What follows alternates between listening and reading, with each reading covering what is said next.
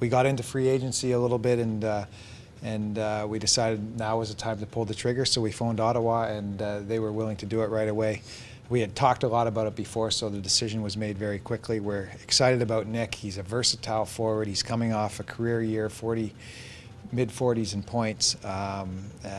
You know, where he fits, that'll be up to him, but certainly we see him as really contributing. He'll increase our competitive level. I think he can play virtually any forward position. So we're excited about that. And then later in the day, we managed to sign Adrian Aucoin. After we moved Mark Mathot, we really felt like we'd like a veteran presence because there's going to be some young defensemen on our team, whether it's John Moore or whether Ryan Murray makes it. So Adrian's had an impeccable track record in Phoenix, mentoring some young players, leadership, very smart with the puck, great hockey sense. So we really think we're upgraded right now.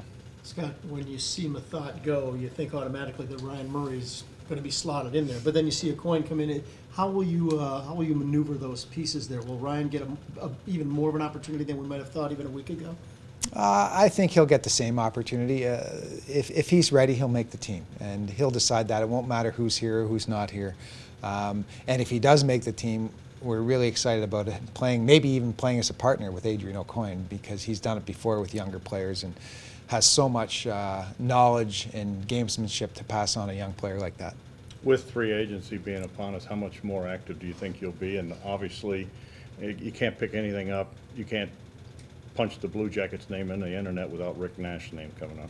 Yeah, I think we're going to settle in for now and see what plays out in the market. Certainly see where some of the higher profile guys go and see what shakes down after that. So I don't expect us to be too active right now in terms of NHL free agents. Have you talked to Rick at all? I haven't talked to him in about a week. I've talked to his agent a number of times. Have things picked up on that front, though, with the free agency period starting? No, it was a quiet Rick Nash day today. Will it heat up, you think, here in the next few days as far as it goes with him? And is it you know what you need to get, you know how that's going to work. I mean, is it going to be a long process, or do you think it could happen quick? I wish I had the crystal ball. I really don't know. I think certainly we're into free agency now. That's where teams' intention is, and then we'll figure out after the chips fall if there's something there that would make sense for us.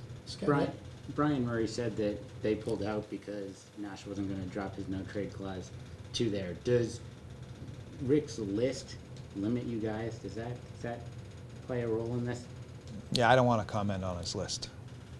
Scott, as you assemble the team that will be the Blue Jackets this coming season, are things going about the way you anticipated they would go in terms of getting the pieces that you need? You said you've talked about Foligno for a while.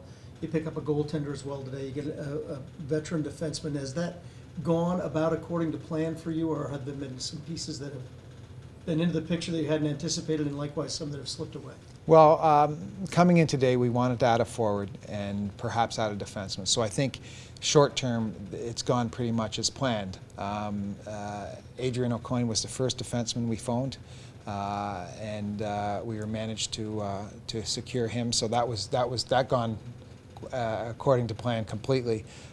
Nick Foligno we had on the table for a while. We went back and forth with Ottawa and finally were able to pull the trigger. So it's pretty much as planned. But free agency, there's been a lot of surprises too. We talked to a lot of players, and you go back and forth, and this is where we ended up.